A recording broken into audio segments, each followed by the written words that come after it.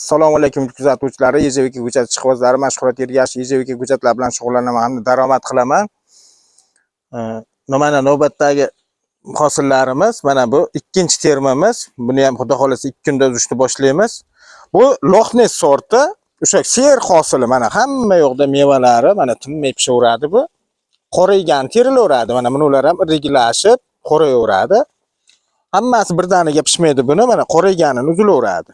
Hozir bittasini uzib ko'ramiz mana. Mana shu mana bir dona hosili, Loxnes degan sortni mana shu. Mana shu mana yurgutga hisoblaganda teng yarmi bo'lyapti. Bu yildan yilga irik qilaveradi. Bundan oldingi yil ichida maydaroq qilgan. Mana hozir bu yil rosa ham irik, bu yildan keyinga yana ham iriklashaveradi. Buni mana hosillari juda ham ko'p. Mana har bitta baktayda mana hosillari bor. Mana hosillari. Mana.